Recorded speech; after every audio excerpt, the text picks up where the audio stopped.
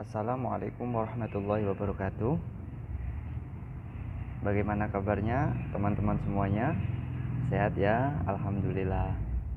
Baik, sirah kali ini adalah menceritakan tentang sahabat Nabi yang terkenal pandai ilmu agama, ilmu hadis, dan juga banyak meriwayatkan hadis-hadis yang langsung dari Rasulullah. Siapakah namanya? Ada yang tahu? Namanya adalah sahabat Abdullah bin Abbas, sepupu Nabi Muhammad SAW. Beliau sejak kecil dididik langsung oleh Rasulullah. Jadi didikan, kemudian ajaran-ajaran agama, tauhid, mengaji Al-Quran, hadis-hadis banyak diterima langsung dari Rasulullah kepada sahabat Abdullah bin Abbas ini. Salah satu hadis yang populer yang kemudian menjadi pelajaran bagi kita semuanya adalah tentang menjaga Allah atau menjaga hukum-hukum Allah, menjaga sesuatu dari yang diharamkan Allah. Untuk lebih jelasnya, teman-teman semuanya, silahkan simak video berikut ini. Disimak ya teman-teman. Ya gulam, maukah kau mendengar beberapa kalimat yang sangat berguna? Tanya Rasulullah suatu ketika pada seorang pemuda kecil. Jagalah ajaran-ajaran Allah, niscaya kamu akan mendapatkannya selalu menjagamu. Jagalah larangan-larangan Allah, maka kamu akan mendapatinya selalu dekat di hadapanmu. Pemuda kecil itu termangu di depan Rasulullah. Ia memusatkan perhatian pada setiap patah kata yang keluar dari bibir manusia paling mulia itu. Kenalilah Allah dalam sukamu, maka Allah akan mengenalimu dalam duka. Bila kamu meminta, mintalah kepadanya. Jika kamu butuh pertolongan, memohonlah kepadanya. Semua hal telah selesai ditulis. Pemuda beruntung itu adalah Abdullah bin Abbas. Ibnu Abbas, begitu ia biasa dipanggil, dalam sehari itu ia menerima banyak ilmu. Bak kata pepatah, sekali dayung 3-4 pulau terlampaui, wejangan Rasulullah saat itu telah memenuhi rasa ingin tahunya. Pelajaran akidah, ilmu dan amal sekaligus ia terima dalam sekali pertemuan. Keakraban dengan Rasulullah sejak kecil membuat Ibnu Abbas tumbuh menjadi seorang lelaki berkepribadian luar biasa. Keikhlasannya seluas padang pasir tempatnya tinggal. Keberanian dan gairah jihadnya sepanas sinar matahari gurun.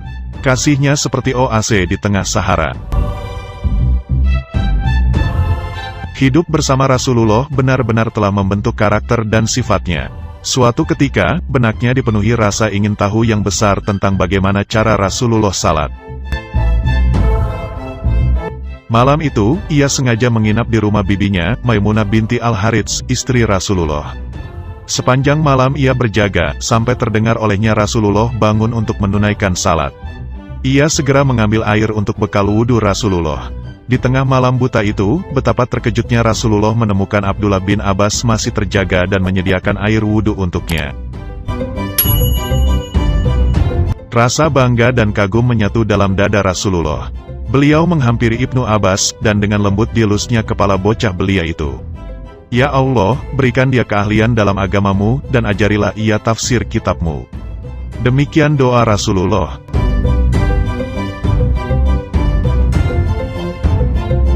Abdullah bin Abbas lahir 3 tahun sebelum Rasulullah hijrah. Saat Rasulullah wafat, ia masih sangat belia, 13 tahun umurnya. Semasa hidupnya, Rasulullah benar-benar akrab dengan mereka yang hampir seusia dengan Abdullah bin Abbas. Ada Ali bin Abi Thalib, Usama bin Zaid dan sahabat-sahabat kecil lainnya. Saat Rasulullah wafat, Ibnu Abbas benar-benar merasa kehilangan. Sosok yang menjadi panutannya, kini telah tiada. Walau demikian, ia tak mau berlama-lama tenggelam dalam kedukaan.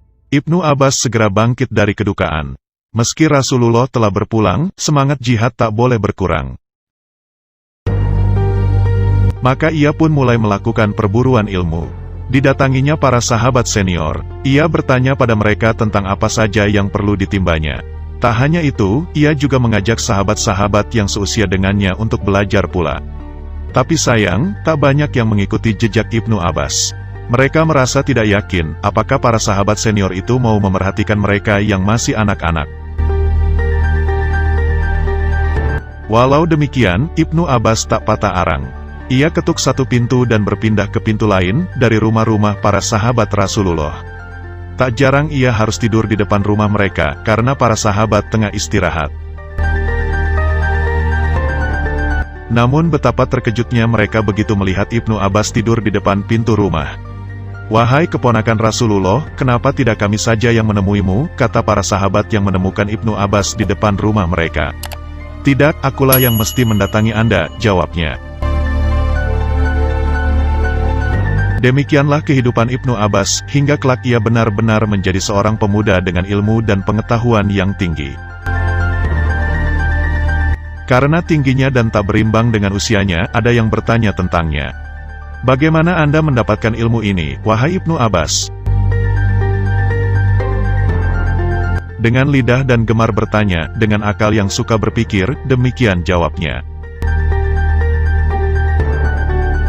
Karena ketinggian ilmunya itulah, ia kerap menjadi kawan dan lawan diskusi para sahabat senior. Umar bin Al-Khattab misalnya, selalu memanggil Ibnu Abbas untuk duduk bersama dalam sebuah musyawarah. Pendapat-pendapatnya selalu didengar karena keilmuannya. Sampai-sampai Amirul Mukminin kedua itu memberi julukan kepada Ibnu Abbas sebagai pemuda tua. Doa Rasulullah yang meminta kepada Allah agar menjadikan Ibnu Abbas sebagai seorang yang mengerti perkara agama telah terwujud kiranya. Ibnu Abbas adalah tempat bertanya karena kegemarannya bertanya. Ibnu Abbas tempat mencari ilmu karena kegemarannya terhadap ilmu. Di usianya yang ke-71 tahun, Allah Subhanahu wa Ta'ala memanggilnya. Saat itu umat Islam benar-benar kehilangan seorang dengan kemampuan dan pengetahuan yang luar biasa. Hari ini telah wafat ulama umat, kata Abu Hurairah menggambarkan rasa kehilangannya.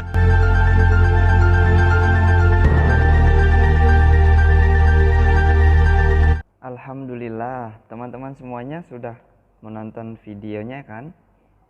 Baik, sekarang Pak Rizkon akan sedikit menjelaskan atau menyimpulkan dari video tersebut bahwa ada sesuatu yang harus kita jaga, yaitu diibaratkan Allah yang dijaga. Apa saja yang perlu dijaga? Poin-poinnya akan Bapak beritahu. Yang pertama adalah menjaga syariat Allah. Salah satu contohnya adalah menjalankan sholat 5 waktu. Apa saja anak-anak? Yang pertama sholat subuh, baik. Yang kedua sholat zuhur. Setelah itu sholat asar. Kemudian sholat maghrib dan sholat isya. Nah, itu kita harus menjaga.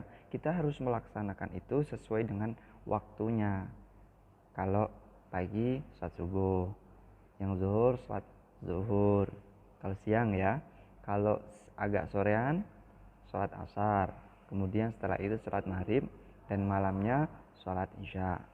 Baik, kemudian yang dijaga lagi adalah menjaga lisan kita.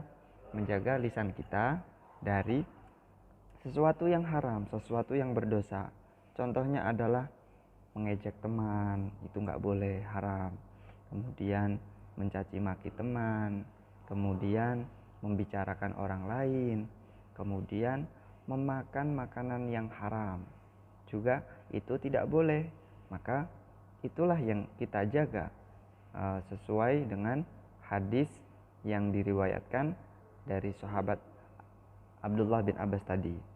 Kemudian yang ketiga adalah menjaga Allah, maksudnya adalah belajar ilmu agama, belajar Al-Quran, belajar tahsin, kemudian belajar ilmu fikih, bagaimana cara kita sholat, kemudian menjaga adab kepada orang tua, kepada teman-teman sekelas, kemudian kepada lingkungannya.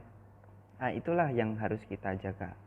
Setelah kita menjaga Allah itu tadi, kita menjalankan sholat, kita menjaga lisan kita, kemudian kita belajar ilmu agama, maka Allah pun akan menjaga kita. Apa yang Allah jaga dari kita? Allah akan menjaga keluarga kita, kakak kita, adik kita, orang tua kita, bapak dan ibu. Kemudian Allah juga akan menjaga harta benda kita dan juga badan-badan kita. Selain itu Allah juga akan menjaga dari gangguan-gangguan jahat yang datang kepada kita. Contohnya apa? Misalnya ada orang yang mau berniat jahat kepada kita, maka Allah akan menurunkan atau Allah akan mengutus malaikatnya untuk menjaga kita supaya orang lain itu tidak jadi berbuat jahat kepada kita. Nah, dari video ini semoga teman-teman semuanya bisa mengambil manfaatnya ya. Terima kasih. Assalamualaikum warahmatullahi wabarakatuh.